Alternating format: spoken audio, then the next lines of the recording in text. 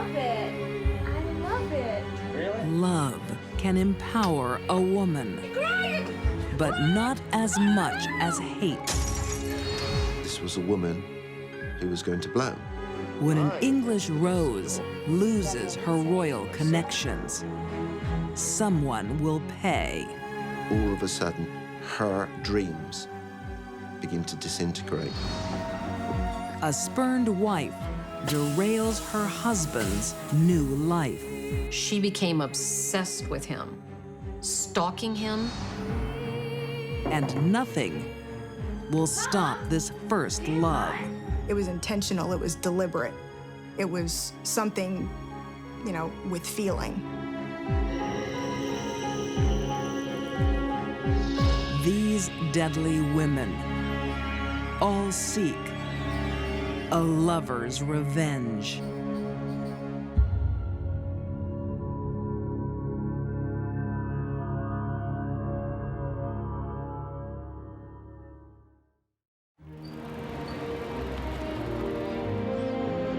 Buckingham Palace, the ultimate symbol of England's pomp and ceremony, home to Britain's kings and queens. Only a few privileged outsiders get to know life inside these hallowed halls. Hey, Sal. Yeah. Working-class girl Jane Andrews will be one of the lucky ones. In 1988, the shop assistant answers an intriguing ad in a magazine. But it's got to be someone wealthy. I mean, it's not just anyone that puts an ad in the Lady, is it? Yeah. I'm going to go for it.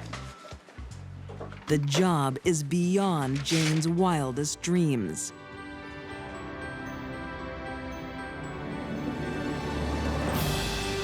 Working for the Queen's daughter-in-law, the Duchess of York, Sarah Ferguson. All of a sudden, Jane was being allowed to walk down the corridors of Buckingham Palace and other great houses to go with Sarah Ferguson wherever she went. She allowed Jane Andrews to become a central part of her life. And as a result of that, of course, Jane Andrews could move in circles that she would never dreamt of.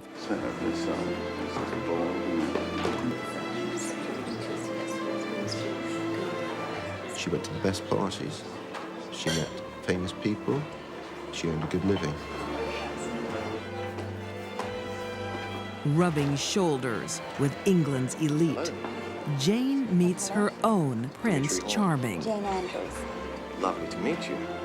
Likewise. You look absolutely ravishing. The wealthy stepson of a Greek shipping magnate. But Dimitri doesn't know what he is in for. The picture we found there was actually very disturbing, that she had a propensity for manipulation, used violence on a number of occasions, certainly stalking behaviour, could be very foul-mouthed. She was extremely dramatic, extremely manipulative. I'm a dresser.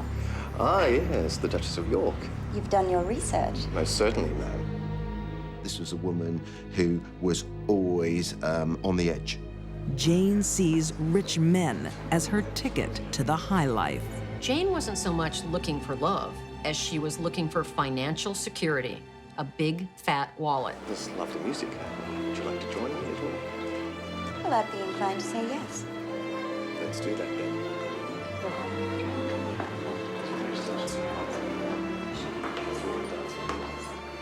She's been described variously in the media as a bit of a gold digger. She had airs and graces above her station. It's been great, really, it has. It doesn't This take just isn't long before Dimitri to England, sees this is going Jane's separate dark ways, yes? side. What do you mean it's not working out?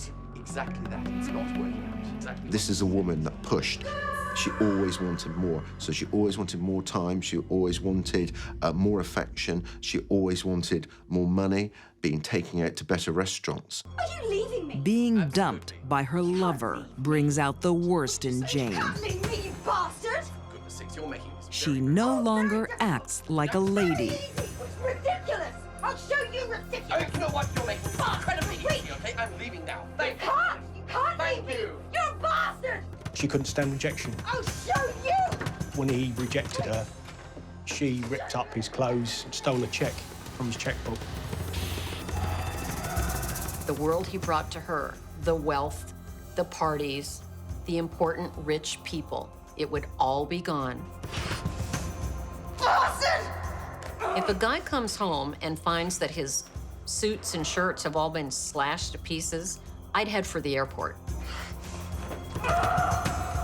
Dimitri escapes. But the next man won't be so lucky. Desperate not to lose her entry into high society, Jane soon finds a replacement. Tom, what do you do? Tom What kind of Cressman. things are you into? Fast cars, boats. Yes. He Fast comes from a cars. rich family Tell more. and is a successful businessman in I his run a own business. right. Yes. I met Mr. Cressman a couple of times. He was quite an interesting personality. He ticked a lot of Jane's boxes. He was good looking, he had wealth, he had a good taste, beautiful cars, lovely flats, well furnished, and he had that sort of authority with him that she liked. She always thought to herself, what can I get from this person? Jane has had a taste of life at the top, and she wants to stay there, whatever the cost. The match between Tom Cressman and Jane Andrews was made somewhere other than heaven. And here I am. Tell more. No, you tell more. Tell me more about the cars. Any man that got involved in a relationship with her would either be very brave or he's got a death wish. 1990s, London, England. There's an ad in here for a person. A working-class girl answers an ad in a magazine and ends up working for the royal family. Jane Andrews not only walks the corridors of Buckingham Palace, but has a wealthy high society boyfriend.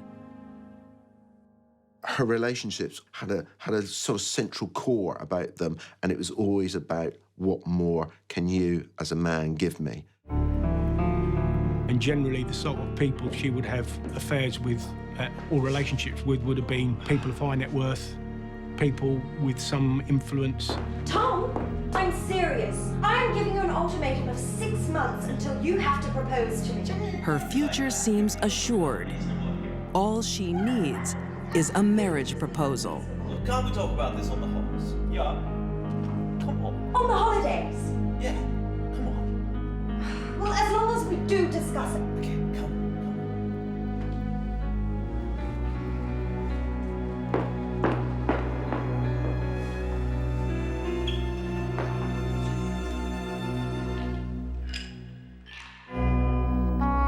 But things take a turn for the worse.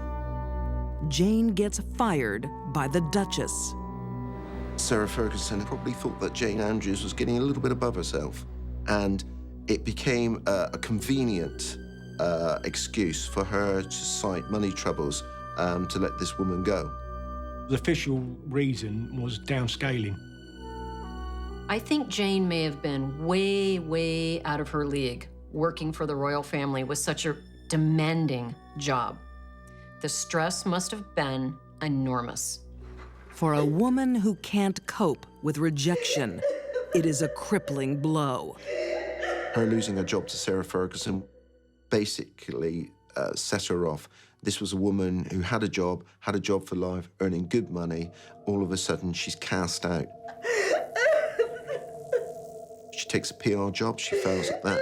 She then becomes a shop assistant. Her rags to royalty story is over. Jane is back at the shop front. Do you know, Tom, I love you. Now her only hope of keeping up appearances is Tom. Tom Cressman is her way out, her meal ticket. So I love you too. That's it. Is that all I get? For now. She always pressurised men. She always pushed them into a situation where they would walk out on her. Tom went away for a weekend where he met another woman.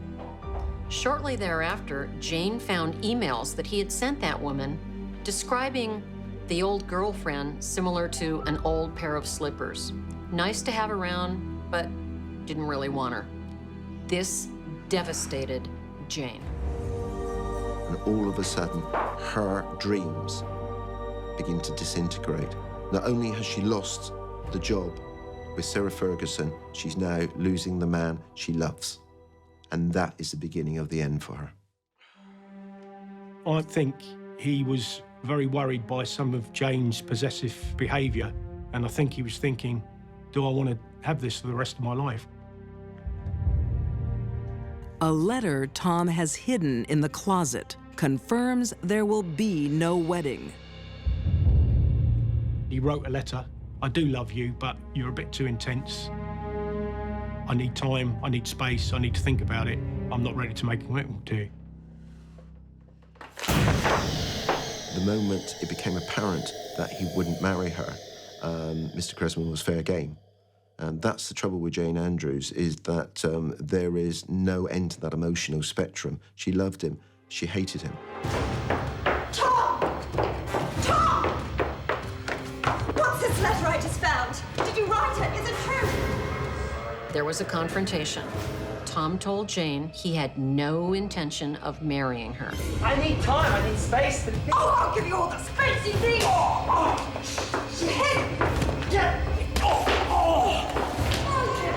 Jane and Tom got into a terrible fight. Yes, we're having a row. Tom called the police and told them if somebody didn't come over and stop the fighting, that one of them was going to be hurt. You can see where this was going. Increasing rows, more bitterness, more anger. And this was a woman who was going to blow. The police never come. And Tom will never see daylight again. She came into the room.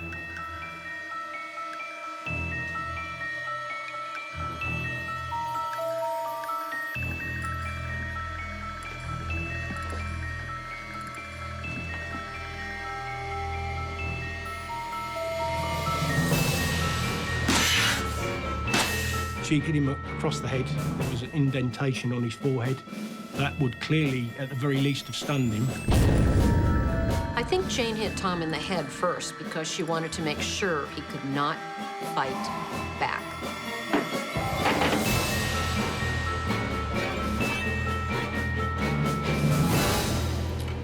She took an 8-inch kitchen knife and stabbed him through the chest, and it hit the left ventricle, which caused massive internal bleeding. He basically bled to death. Jane may have thought of killing Tom before this horrible night, but it really came into focus for her when he completely rejected her. At least that's what she felt. And she ended the pain, and she made him pay. Jane flees and sends bizarre text messages to her rich and royal friends. Sends text to various people, including the Duchess of York, stating that Tom had been murdered by somebody else, and she was surprised by it all. Now, you know, that's her first reaction. That shows a very manipulative and calculating person. There's enough evidence to make Jane the prime suspect. Police track her cell phone and 2 days later arrest her. Jane's defense is that she's the victim.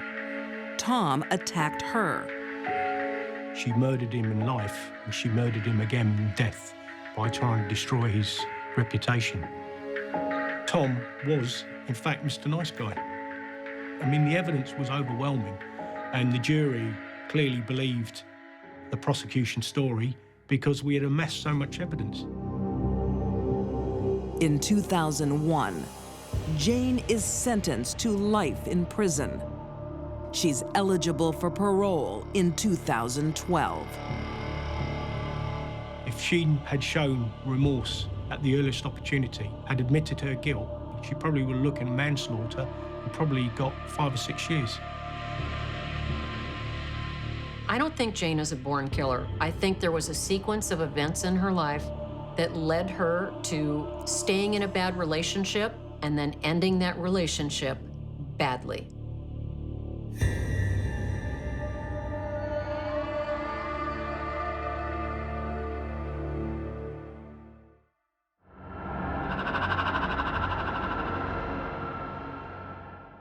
When a marriage becomes violent, the victim isn't always the wife. Nothing Greg could do could make Shayna happy. But who will protect a frightened man? She could not control her temper. The unusual, violent nature of this was something that he just didn't see coming.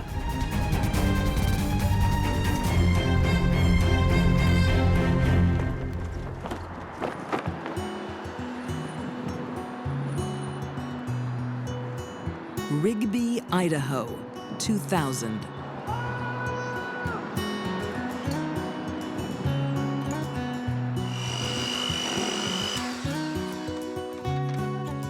Hey, kids! Greg Whitmore appears to be a lucky man in more ways than one. You're welcome. There you go, princess. A soldier, he survives the First Gulf War and returns home to start a new life with his sweetheart, Shanna Parkinson. The couple is blessed with a son and a daughter. I got another one here for you. There you go. Greg was a very easygoing guy, loved his kids, and real family-oriented type of a person. But the happy times don't last. Greg is married to a troubled woman. It appears to me that Shayna had more than one untreated and possibly undiagnosed mental disorder.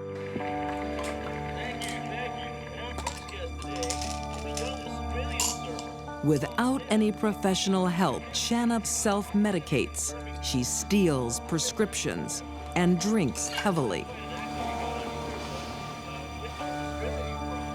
Taking excessive amounts of alcohol and sedatives would only make that condition worse.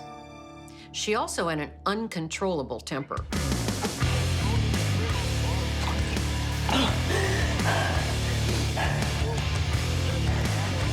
There is one target for her dark moods, her husband.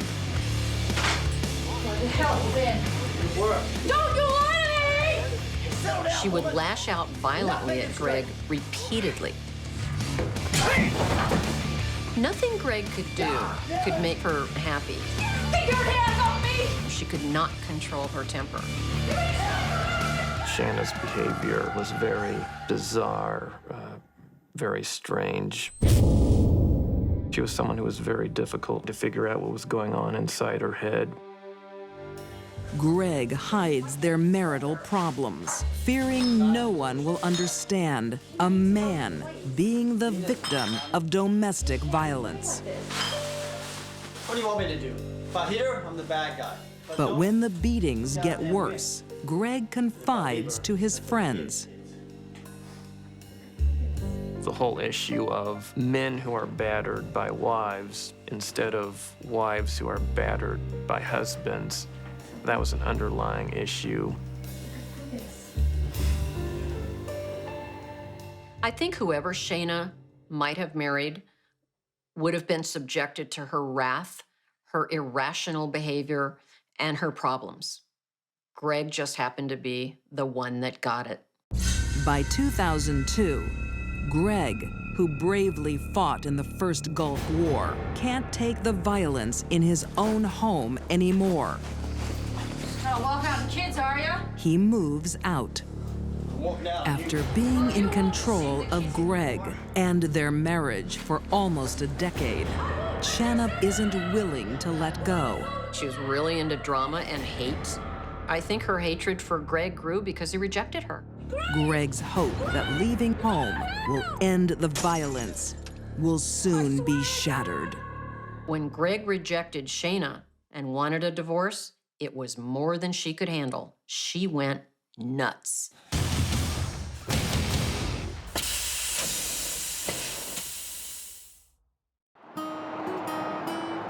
Rigby, Idaho. A perfect marriage deteriorates into spousal abuse. But Shanna Parkinson isn't the victim. She's the attacker, emotionally unstable and doped up on pills and alcohol. She beats her husband, Greg. Fed up with the abuse, he moves out. She didn't want to give up, didn't want to let go of things that she was holding on to from that marriage. I love it. I love it. In 2003, Greg is divorced and free to find love again with 29-year-old beauty Karen Cummings. Not everyone is happy. Greg and Karen met. That obviously stirred up further emotions in Shanna. It further exasperated the situation. Insane with jealousy, Shanna stalks her ex-husband and his lover.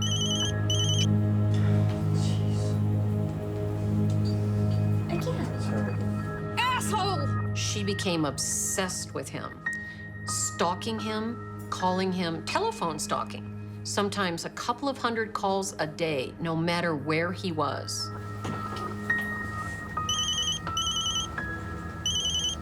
Far out.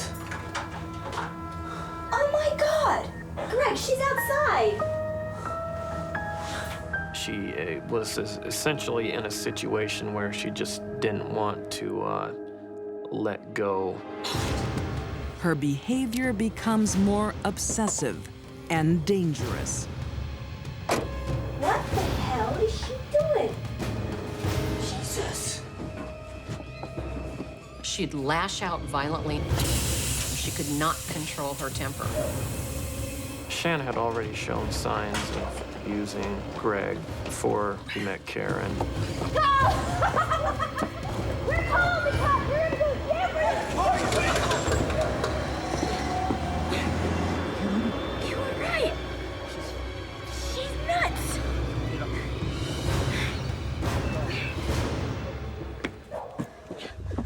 The children still live with Shanna, but Greg is worried about their safety and attempts to gain custody. Greg's bid to protect his family only adds fuel to the fire. Shanna breaks into Greg's home and steals everything precious to him.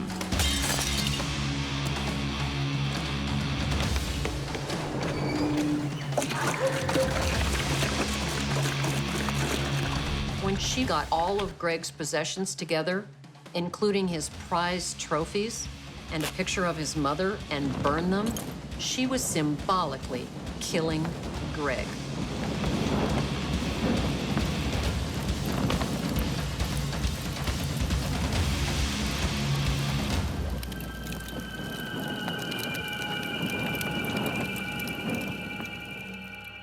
It's common to have custody battles and so forth, but this was one that was taken to the extreme. Just days later, on February 1st, 2004, Shanna pays Greg another unexpected visit. Don't you two look cozy? How'd you get here? Shanna snapped, lost total control of something that had been building up, and stabbed Greg multiple times. When women are motivated to kill based on revenge or jealousy, oftentimes we see that they fly into a rage, and the rage becomes uncontrollable. They don't stop stabbing until they feel like it, until they've run out of steam.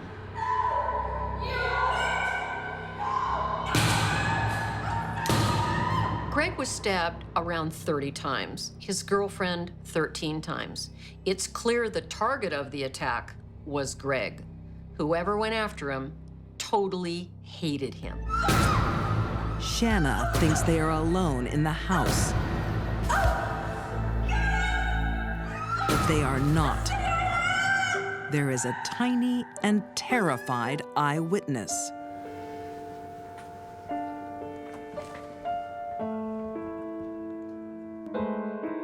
Karen had a 5-year-old daughter who witnessed the murder from another room. The little girl tries to help her mom the only way she can. She bravely calls 911. Very emotional to hear the frightened call of a 5 or 6-year-old girl telling the dispatcher that she'd just seen her mother murdered.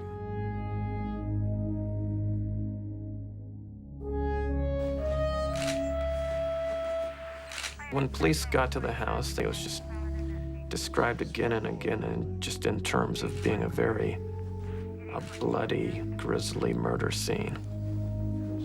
If I was called in to do a profile and I have a man and woman murdered in their bed, he's got 30 stab wounds and she's got 13, the first thing I tell the police is look for a former wife, girlfriend, or lover as the killer. Within hours, 911 receives another call. It's the killer. Police said she was very confused and incoherent. She was in a very disoriented state of mind. Could you please step out of the car? Shanna is found several miles away in a neighboring county. Are you hurt? No. Ma'am, you're covered in blood. Evidence literally dripping from her. I don't know what happened. Why don't you come with me? Just come with me and go straight. Shayna Parkinson had so many mental, behavioral, and emotional problems. It doesn't surprise me that it culminated in murder. With indisputable forensic evidence, Shanna Parkinson is found guilty of murder. In August 2004, she is sentenced to life with a minimum of 27 years.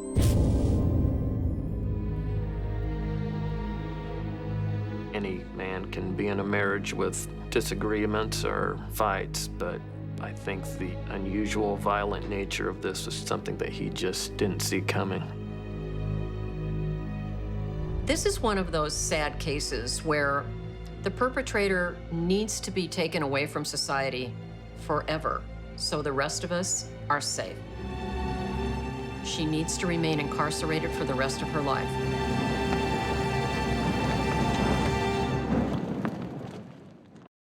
If we get gas, we won't have enough for food. 3 a.m., September 28, 2008. In Yankton, South Dakota, 3 teenagers, all under the legal age, are pulled over for a random police check. I'll do the talking, just stay calm.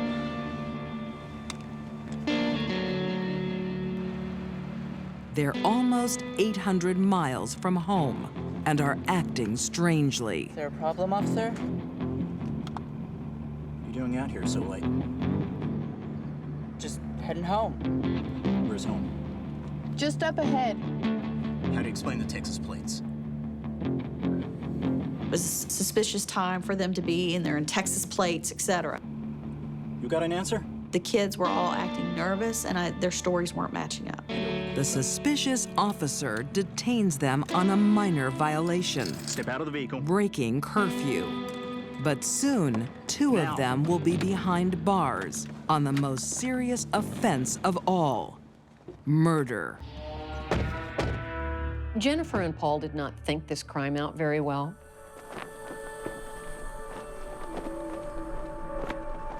Early 2008, Roanoke, Texas.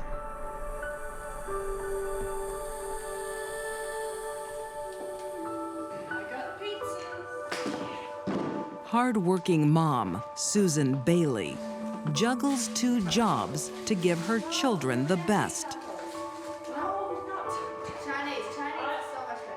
This was a working mother who had gone through a divorce but still had a home, raised her 2 kids the best she could. Made sure they got to school, made sure they had the things that they wanted and needed, and was, for all purposes, a very caring, loving mother. Recently divorced, Susan relies on her 17-year-old daughter, Jennifer, to help look after her younger brother. Kids were alone a lot, but Jennifer was old enough to watch after David, so they just hung out at the house by themselves a lot. She was, you know, for the better part, just a good kid. You know, she went to school and she did her chores and she went to work and she did what she was supposed to do. And her grades were always good. Neighbor Michelle Davidson says Jennifer was well-behaved, but not a typical teen. She didn't have a lot of friends. She just didn't fit in at school. Quiet, kept to herself. I'd watch her walk home from school, reading a book all by herself. Just a really quiet girl. A chance encounter changes Jennifer's world forever. She's never met anyone like 16-year-old Paul Henson. Paul was, I guess, what we refer to as goth. When darkness falls and the moon reaches its apex, the channel will be complete. He felt like he was a master manipulator. And he convinced all these people around him that he was some sort of warlock. Be with us, Jennifer. The modern-day pagan believes he has mystical powers. Teenagers are sometimes drawn to counterculture things that they almost know will upset their parents. Jennifer is smitten and believes every word Paul says. Past life, I loved you. And in a future life, I will love you again. Jennifer's mind was a fertile breeding ground to be influenced by someone like Paul. They can tear us apart in this life, but they can't destroy our love. Jennifer got into worshiping witches and warlocks and basically dabbling with the devil. Paul believes in reincarnation and convinces Jennifer they have been lovers in a past life. That's beautiful. You think so? I wrote it for you. And can be lovers for many lives to come.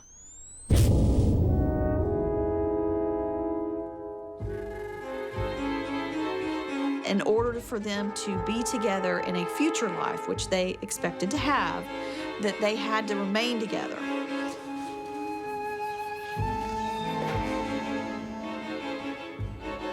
But there is an obstacle in the way.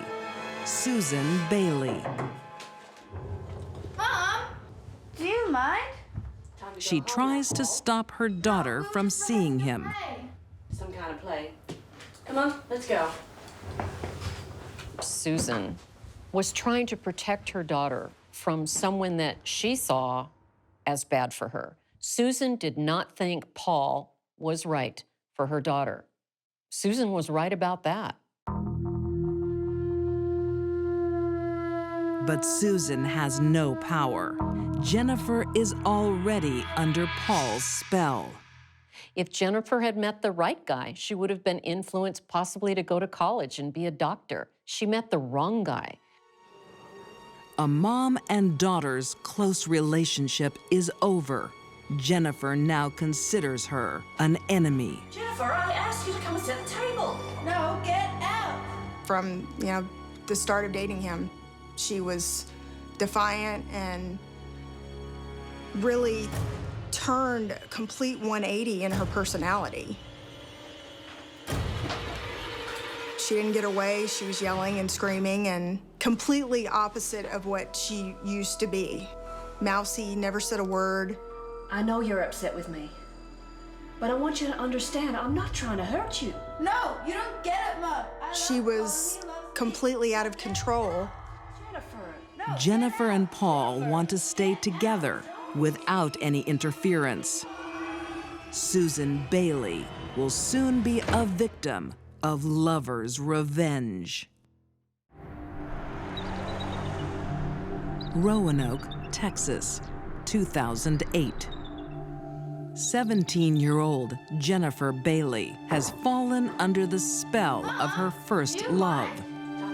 16-year-old Paul Henson, a 21st century wannabe warlock. Jennifer's mother, Susan, bans her daughter from seeing Paul. Her mom had thought that they had broken up. She had forbid her from seeing him. And the police came to their house and were looking for Paul Henson. He was reported as a runaway. And her mom did not think he was there and was surprised to find his belongings at her house. Where are you going? With him. No, you're not. No, you're not. You're staying here with me. You're not going. Let go of me. Let go of me. Get out of my house. Go. What are you doing? If you come back again, I'm going to get the police on you. You're not to go anywhere with that boy. I hate you.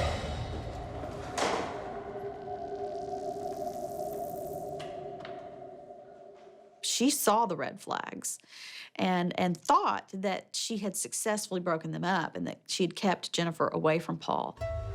We have to do this tonight. Furious with her mother for trying to keep them apart, Jennifer plans to steal the family car and run away to Canada. Those things I wrote, I wasn't making them up. Are you ready to meet your destiny? Before their long trip, the teens plan a farewell, fueled by revenge. She didn't like to live by her mother's rules and decided that the best way to have what she wanted would be to kill her mother and run off with Paul.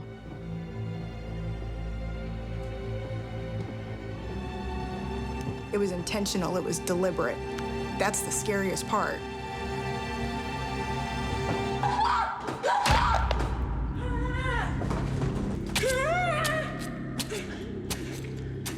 She was stabbed 27 times in the neck, almost decapitating her. This was a brutal, vicious attack that was intended to be violent, intended to shock. Slit her throat.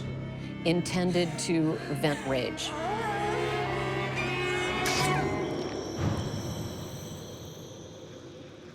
"43-year-old Susan Bailey dies at the hands of her own daughter. The cold-blooded killer of her mother. The one person who brought her into this world, who cared for her, and that, to me, is just horrific. Let's get out of here. There are words to describe what Jennifer did. Going to the dark side and brutally murdering her mother, and then showing no remorse whatsoever. And the words are natural-born killer. Free of her mom, Jennifer and Paul set out for their new life, taking an innocent child with them. Jennifer's little brother eventually got drawn into the plan. I'm guessing by Paul and Jennifer. He was, as I see it, nothing more than a tag-along. That was the heart-wrencher. That was the bigger shocker, that he had possibly anything to do with it, which, you know, he followed Jennifer around, you know, whatever she did, he followed behind. And if she was going somewhere, he wanted to go too. If we don't get food. It's okay. I'll do the talking. Just stay calm.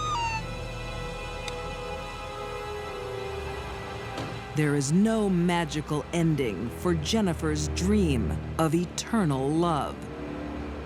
It's over before it begins. Is there a problem, officer? What are you doing out here so late? Just heading home. Paul and Jennifer in Susan's vehicle. So how do you explain the Texas plates? They were in South Dakota. You got an answer? And they were pulled over. They were very young and suspicious. When South Dakota police contact colleagues in Jennifer's hometown. The mindless plot unravels. All of you, out.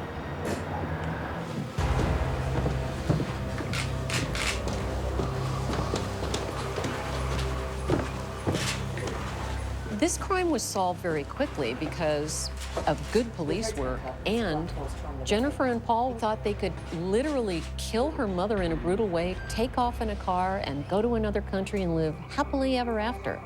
That doesn't happen, especially when there's murder in the mix. In 2009, both teenagers stand trial. I'd really thought about going, and then I thought, no, I really can't look at her in the eye. I read what went on. Every additional piece of information was just horrifying, just to find out more and more of, what happened and how premeditated it was. The one-time lovers are now enemies. They blame each other for the brutal murder. During the court proceedings, it's their opportunity to finger point at each other, and that's exactly what they did. In the end, they accept plea bargains and admit killing Susan Bailey. She never really took any kind of full responsibility or felt any kind of remorse. Both escape the death penalty and are sentenced to 60 years behind bars. Jennifer Bailey will be eligible for parole in 2039. It's hard to feel anything for her. She's just like a smudge on this city. First loves are supposed to be exciting and fun and sweet and a normal part of growing up. But they can turn deadly if the wrong two kids fall in love. I'm guessing Jennifer will never forget her first.